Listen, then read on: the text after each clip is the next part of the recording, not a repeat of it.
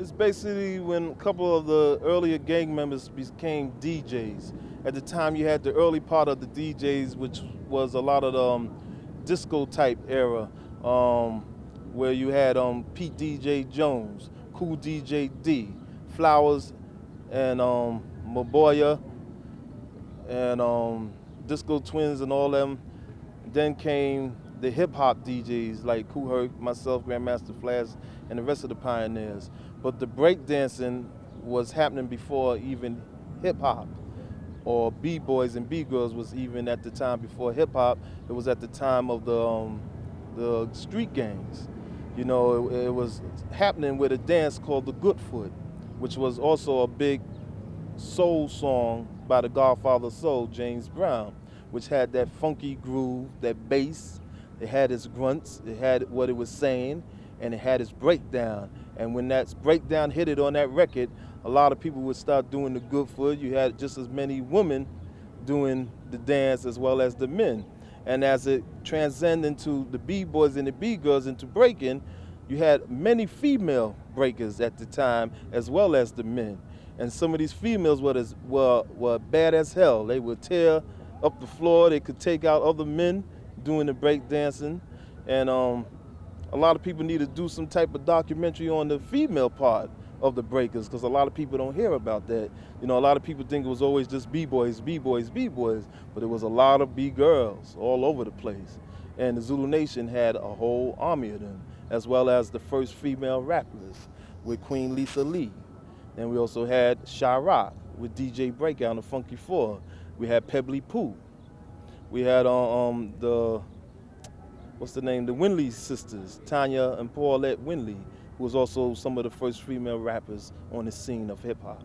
Yes, but the people who emerged commercially also from the scenes were mostly men. How come?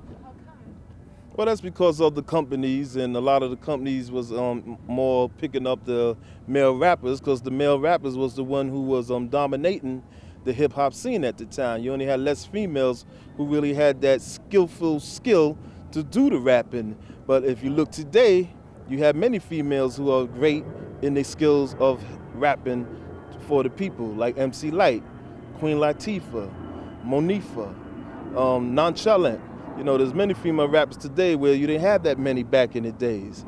You know, you only had a few skillful female rappers that was really doing it. The Mercedes Ladies, who was the first female all group with DJs and female rappers. Okay, and but how did you convince the kids here in your project to become artistically involved? What did you tell them? Well, basically they had faith with me, so they just was following me in whatever I was doing. So it wasn't just here in this community, because you know, I was all over in many communities. You know, never stayed in just one community. I never stayed put. So I was always moving around. So that's how the Zulu Nation started stretching, from myself moving around, and then as we got progressing more into hip hop in the 80s with the Cool Rock Steady and the Rock Steady crew, and Crazy Legs and Fat Five Fetty and Dondi and Futura and DST and Africa Islam and WizKid and the Sosonic Force, all them from traveling all around the world, we started stretching our community in different places with the Universal Zulu Nation, with our ideology, with our beliefs, our affinity lessons, our laws and regulations. And a lot of people just started picking up on the vibe that we were speaking, and that's how, you know, a lot of people just was following us, you know, from the different things that we was doing. Okay, I want to come back to the times when you were battling here. I want to come not to the music now, but also to the style, because I think the way people were dressed was also very artistic and very came out of their own mind. Can you describe what the people would dress like at the battles at that time?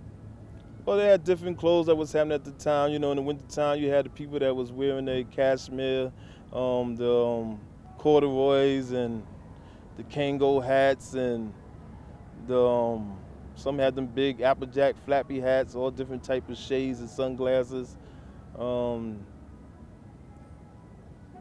bell bottoms, the straight legs, the type of jackets with the strings hanging out where you look like a bird sometimes. All different type of things was happening with the different changes and different dress styles in hip hop.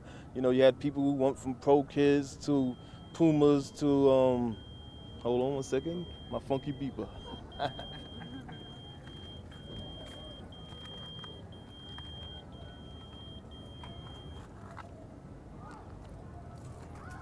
beepers.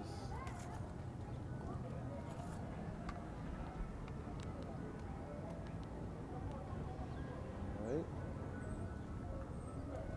So we had many different styles of changes that was happening with the hip hop community. You know, the different dress codes that was going on before even the industry knew that it was people buying up all these different clothes and became the hip hop dress codes that was happening in the streets before it started getting commercial and making money.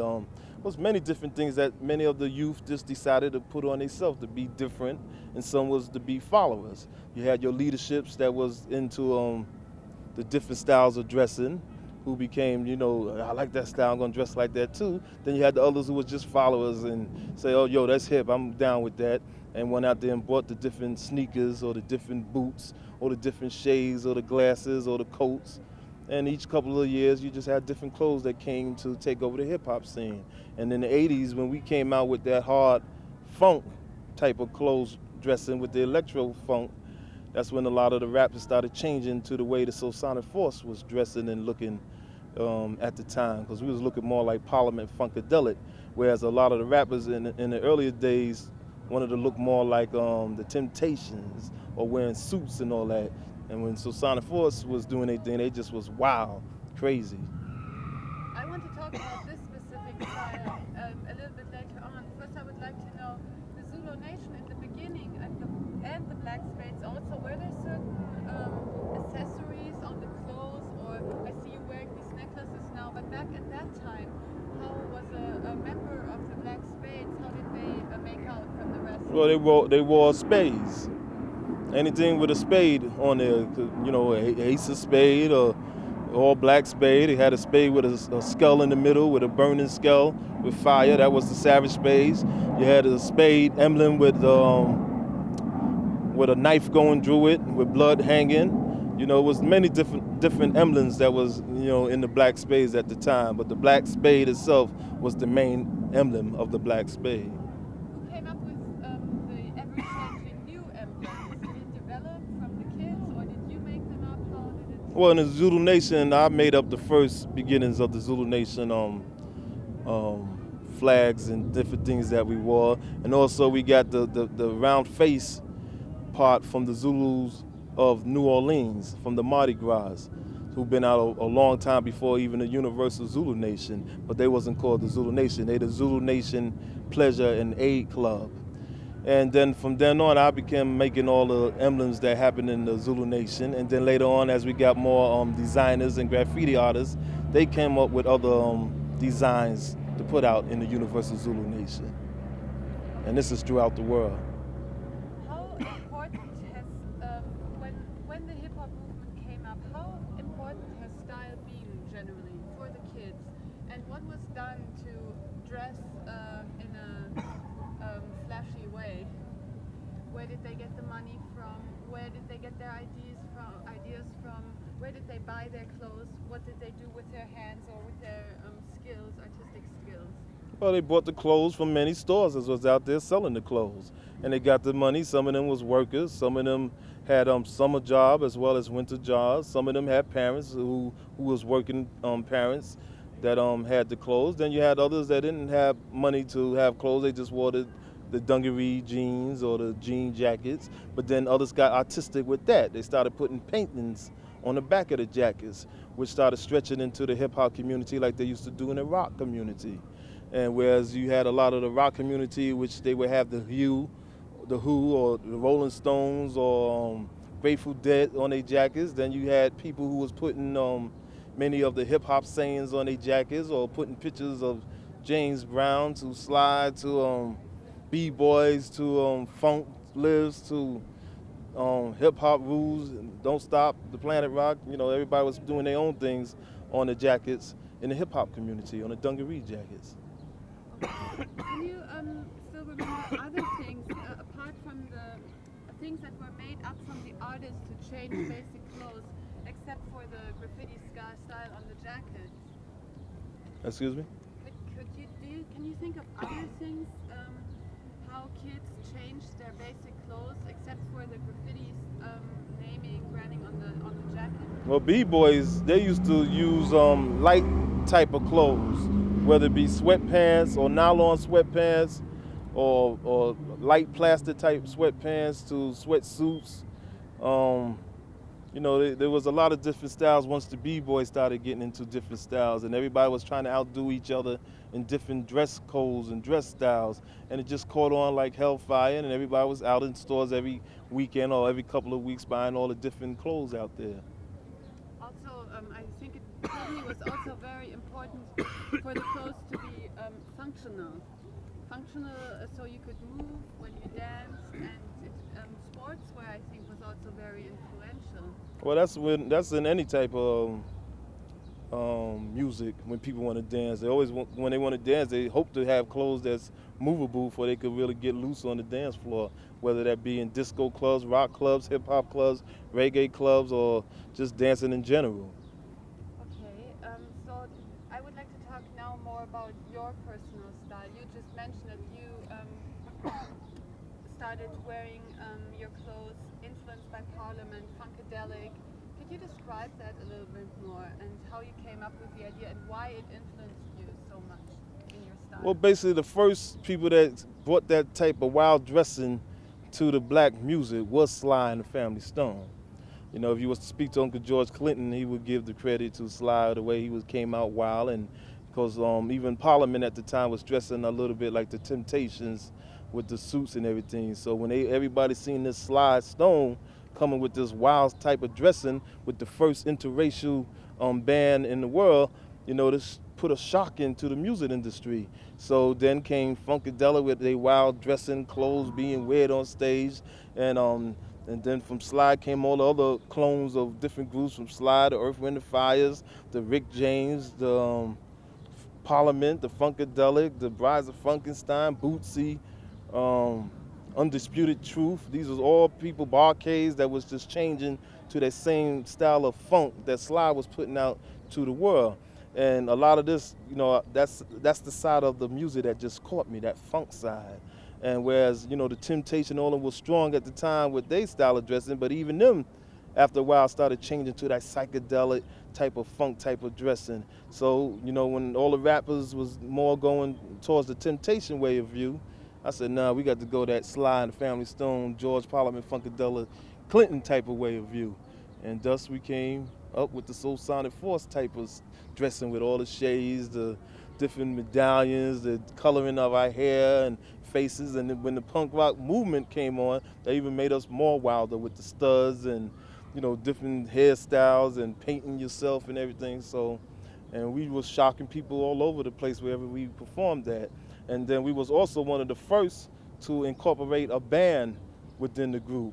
We was the first to come out with these electronic sounds in the black type of feel of music. And we was the first to put away just the turntables, but come with the turntables and musicians on stage, as well as electronic instruments playing itself the way Kraftwerk used to do it. That's what I just wanted to ask you. You mentioned Kraftwerk. How has Kraftwerk been influential for your style and for your music? Well, Kraftwerk, I have to give credit also for the electro funk. At the time, they had a thing called techno pop, which was happening all over the world, which was coined by the group Yellow Magic Orchestra. They the ones who came up with the word techno pop, and they was doing this sound, which Kraftwerk I think picked up the same thing like they was doing. And to me, Kraftwerk was a funky electronic type of white group that I said, whoa, that's some funky white people making this type of music. And I took that sound and started DJing it to death to the black and Latino community with Trans Europe Express. Then I went digging for all their stuff, Audubon, on radioactivity, anything that they made, I was playing it on the people, and people was getting into it. And I was digging up all the Yellow Magic Orchestra stuff. Then I started even getting more crazy, going for movie themes like Hugo Montenegro, doing The Godfather, John Carpenter doing his Halloween themes and stuff, and just adding all the funk and beat boxes behind the grooves of the songs. So they became a big influence, all those different people I just mentioned, on me with one style of my music. So thus became the electro funk. What did you think of Kraftwerk? Kraftwerk, they were always very robot-like, and they would dress in these really tight shirts, tight pants, and looking like a little bit playing with the thought of the human machine. How did you like this idea? Well, it was funky to me as they was more like a robot, stiff type of thing, but they was playing like industrial type of music, and to them it was probably techno pop or just pop to them. But to me, I seen the funk part in it, and I took that aspect and brought about that funk, just renaming it electro funk to bring that birth to the people. So what they was doing, I felt like their music was something that's going to be played for in the future of the world when technology progresses on, more and more. Even though at the time when we came out with the Planet Rock, it caught on hellfire because after we came out with Planet Rock, everybody in the industry started changing to that hard electro funk type of sound to add to their beat. Even new wave groups, rock groups was changing their sound and getting more danceable for the people. And then from the electro funk came the house music, the freestyle, the Miami bass sound, the techno, the jungle, or everything started coming from our sound that we started with the electro funk, which also came from the techno pop sound of the Kraftwerk and Yellow Magic Orchestra. And I, started seeing everybody copying our stuff afterwards, and like Planet Rock is one of the most copyist song after George Clinton and James Brown in the world. You hear my voice on so many different house records, hip hop records, techno records. People used to always ask me, how you feel all these people taking your stuff and you're not getting paid for it and this and this and that? Do you want to sue them and all that?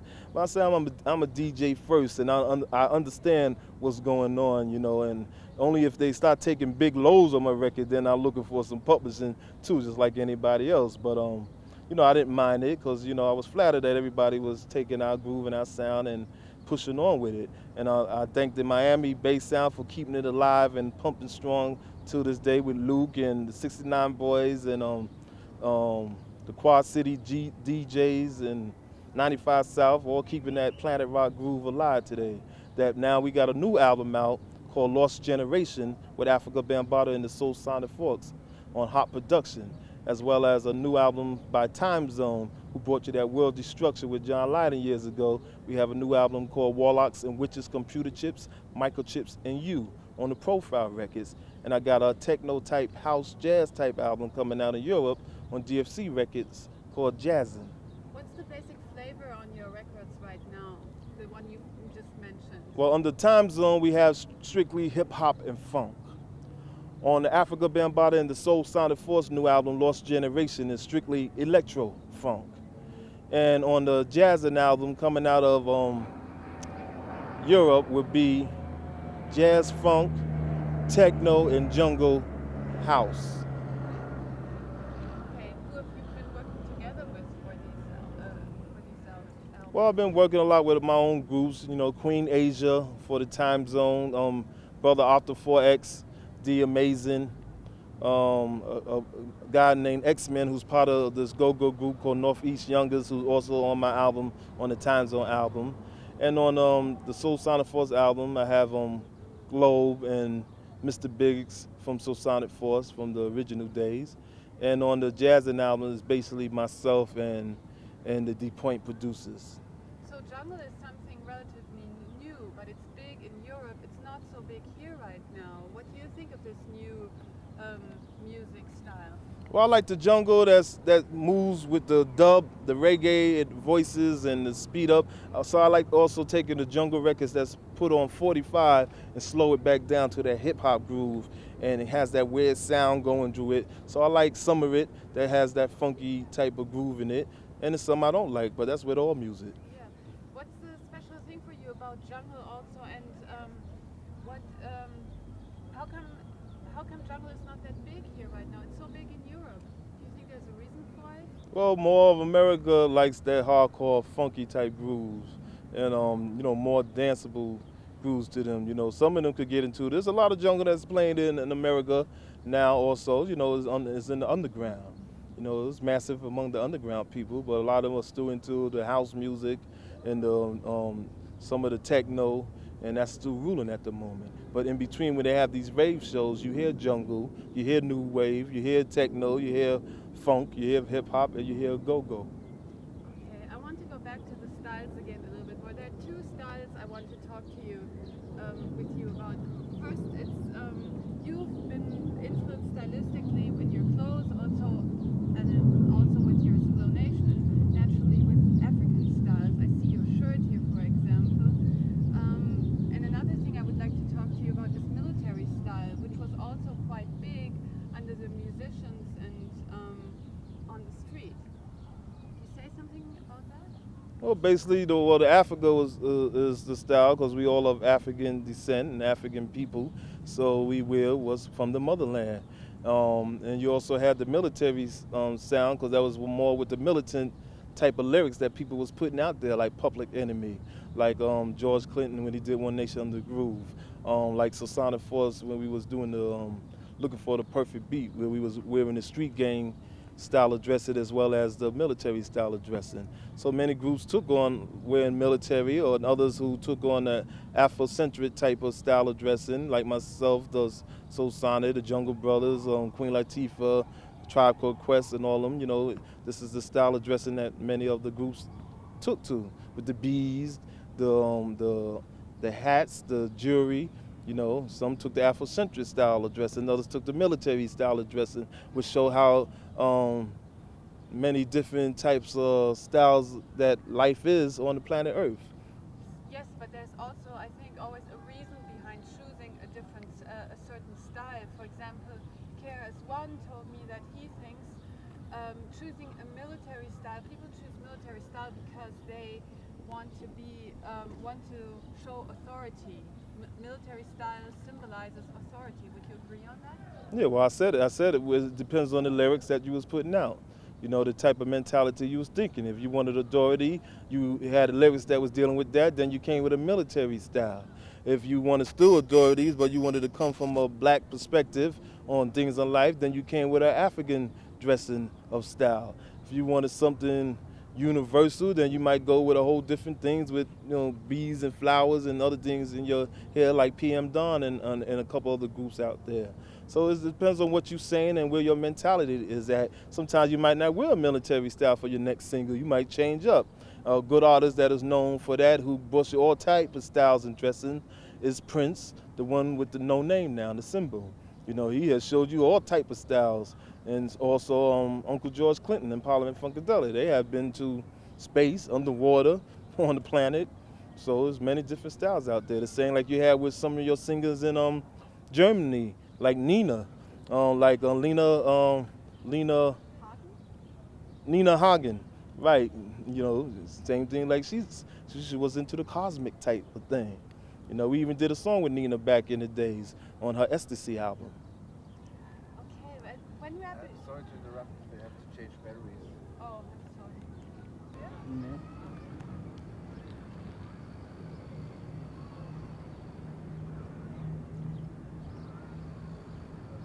Wir können auch da hingehen.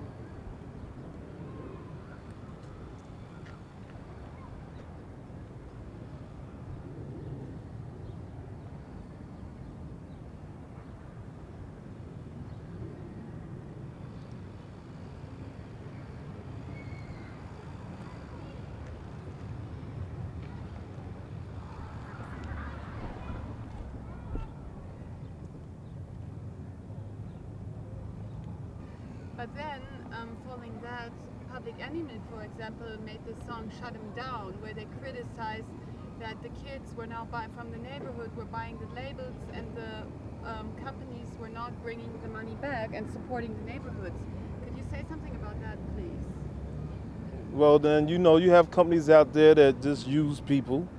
That's with any different things that's out there in life. You're gonna have people that's gonna try to use the people, and then you're gonna have people who are seeing people being used, who are gonna be the messengers and the warners to get out there to do something, to become activists against those companies that are using people or trying to cause harm to the people or not giving back to the people. So whereas PE might have seen something was going wrong with a couple of these companies that wasn't giving back to the community. So they decided to become the warners, the messengers, to get out there to let the people know what was going down, and they was telling you to shut them down. So I don't see nothing wrong with that. If something is not giving back to the community, which is helping them to get fat in life and being successful, then you should shut them down or try to make them aware of what's going down for they could get back to the community. They must be accountable for the things that they do. Well, I don't see anything wrong with that. I agree in a certain way. I agree with Public Enemy on this issue. But when this thought came up, how did it come to your mind, and how did you agree on this also, and how did you bring it back to your community? Well, the song was good to me. I just look at it as another song.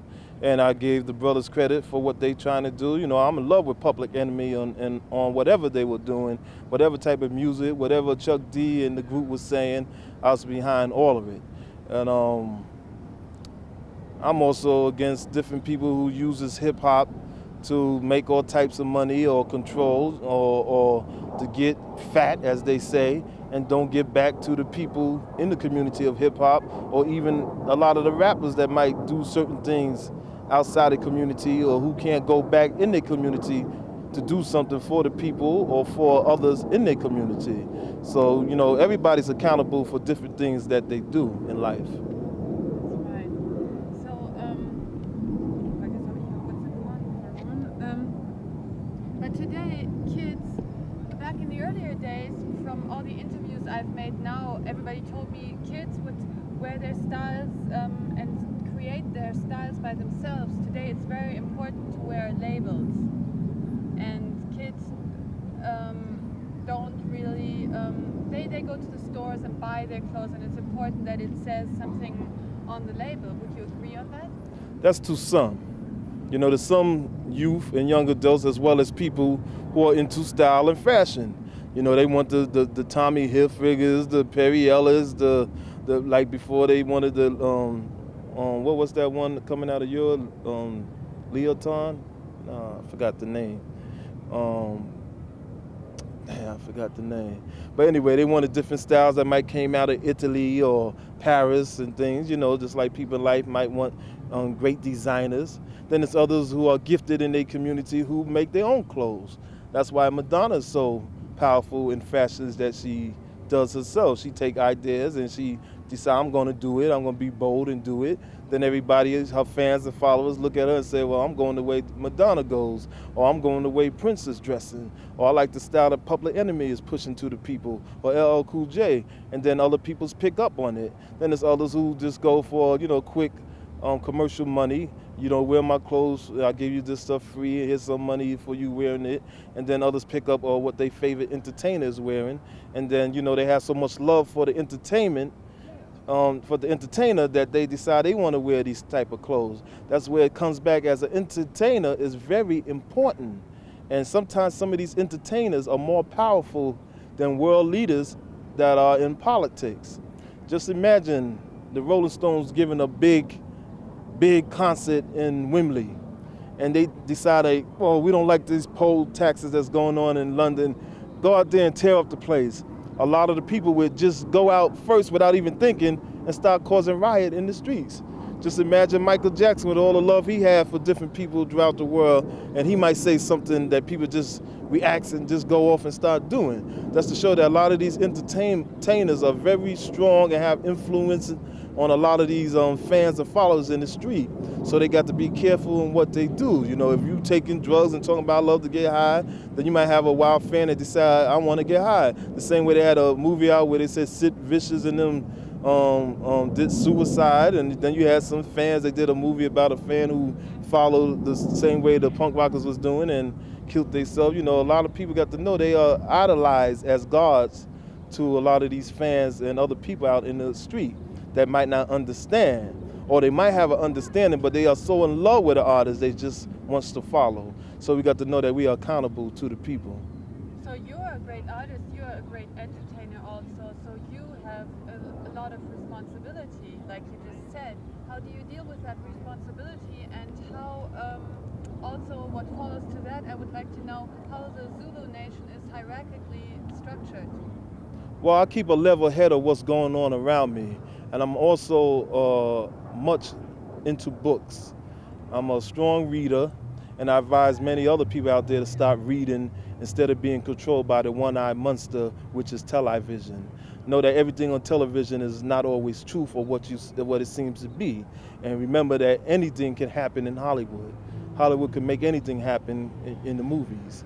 Also know there are a lot of technology which is going on in the world today, especially dealing with history and different things and sciences that's been going on our planet and through the universe. Know that we must return back to people and scholars who out there that's trying to put the truth out there. We got to get away before the year 2000, the next millennium, with all these lies and falsehood. You know, we got to stop saying Columbus discovered America, where there was millions of Native Americans or Native people here before Columbus ever thought about coming here. We got to stop saying Greece is the mother and father of civilization in the West, where a lot of her knowledge comes from Egypt and Africa. We must tell the truth of what black, brown, yellow, red, and white people has given to human beings to better the civilization of people on this planet so-called Earth. And if it's true that there's alien beings that have came and visited and did things, or we from some extraterrestrial type of things, and then let's deal with the truth. Stop making all these movies in the last 10 years that's getting you pumped up and ready to say, well, the next millennium they're getting ready to show you these alien beings that's on the planet. That's why they have been pushing so much in Hollywood, all these new alien movies, alien television shows that are out there. Whereas, you know, you've seen Star Wars, but now it's getting ridiculous. You're seeing shows where, you know, you got humans and aliens hanging out together, being police officers, living in communities. You know, if they're down here, tell the truth. You know, what's going on up on the moon? Why are you so interested in Jupiter? Why we don't hear no more when ships are going up or satellites? We only hear about it now when they're already up there or when it's about to come down. So we got to know what's going on with the science and what's going on with our governments, because a lot of things are being put out there to blind, keep us deaf, and to keep us dumb. That's why a lot of these talk shows that are on the television shows now is all foolishness, you know, about this one doing that, this one messing with her, she messed with that man, this one took drugs, this one did that. And, you know, it's not talking about things that's going on in life. So people need to pick up books, analyze the books, see what is truth and what is falsehood, and then let's move on with life. And let's try to better this planet, because, you know, we're in a destruction pattern that's going on. A lot of things that I have said in the record World Destruction with Time Zone with John Lydon back in 1984 has came to be. The last thing that was said in the record is that World War III would happen between Russia and America versus Islam. And you see a lot of that's going on at the moment throughout the world too. So a lot of us got to take time and from just partying and having fun and hip hop and boogieing and techno and house and all that other stuff, and sit down and start checking out what's going on our planet. What's in the waters? Why so many oil tankers are slipping in our water? What's coming through the water that we drink every day? What's all these parasites in our water? What's going on in our universe? What's all these UFO abductions that everybody's talking about? Don't tell me about these two guys that made these crops in England. You're gonna tell me they made all these crops where some more crops just popped up in Canada? So, you know, let's deal with the truth of things. You know, we're going to the next millennium. Are we gonna bring the same foolishness into the next year, 21st century? You know, and some people say we already in the year 2000 and something. If you check out the days of Jesus Christ living on the planet, you know, what happened to the 33 years that Jesus Christ lived? And some scholars say he lived 120 years. So if that's the case, we already in the year 2000, because, you know, technology, they're coming out with things that you would never expect to be. And people got to understand years ago, in a lot of these movies, they were telling you things back then. A lot of us that might be Star Trekkies, you know, when you seen Captain Kirk open up this little thing, he said, beam me up, Scotty, click, and it beamed them up. What we have today, we have cellular phones that was opening up like they had back in Star Trek days. Back in Star Trek days, they used to go doo doo doo doo doo and take this little, look like a plastic car and swipe it through or to get and do something. And what we have today, we want our money, ATM machines. So they was telling you things all this time in a lot of these movies. They tell you that we have a ship that moves and radar can't detect it. They say we didn't have nothing like that, but now we know we got the stealth bomber. So where did this technology come from? They finding out different things. They said that the world, was these major 7 planets. Now they found all these new planets, some saying that Pluto may even be a moon to another planet. So it means that all these history books and everything has to be changed for the next millennium. So basically in Zulu Nation, we trying to tell people to think. It's not illegal yet, and you better keep on thinking because they're working on your mind. There's people who are fighting for the minds of the masses of the people, the human beings, and they don't want people to think no more. That's why they give you all the TV, all the computers. They want you to be computers, and if we don't watch using all this technology and computers, soon there ain't gonna be nothing left for humans to do, and there's gonna be a lot of people out of jobs, and it's gonna bring back slavery on the planet for black, brown, yellow, red, and white people this time. I would one last question for me, and then Rolf wants to ask me one more question. What do you think about the March of the Million Men, and where were the million women to march with him? Well, the Million Man March was wonderful. It was so much love and respects, and love goes out to the Honorable Minister Louis Farrakhan for giving the call by God through himself to call the people, the men together for a Million Man March. And he called the Million Man March because in the black community, we need an atonement, meaning that we got to take care of self, families, other people, to get out there to be workers, to do for self as we would do for others, and to be more and have more love for self. And he did this to put the respect to the women and told them all to stay home just in case anything do happen down there in Washington, D.C. And all we seen was just love and harmony going with the Million Man March. And a lot they haven't told you in the industry is that there was a lot of white people also out there at the Million Man March. And it was also women there, but the call was out basically for the men. And they say now that the count was over 2 million men at the Million Man March, the largest gathering of ever in Washington was called by the Honorable Minister Louis Farrakhan from God through him. And just a lot of love goes out to him for what he did, and it has woke up a lot of people to see black men in a different perspective than what they have been seeing in movies and televisions and on these newscast shows throughout the world. Okay, thank you very much. That's for me so far. Okay.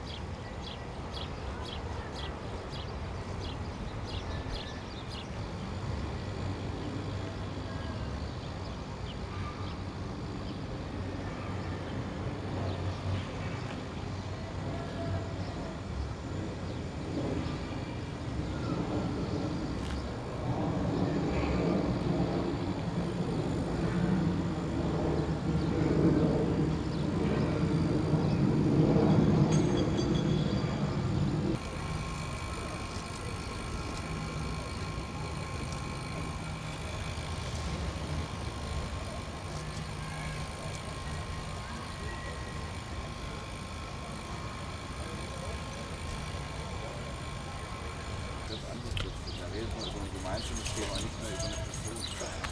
Man macht nicht nur diese biografischen Dinge, sondern man redet über... Okay, we just walk. Darf ich noch eins? Nee, ich wollte eins von ihm noch machen.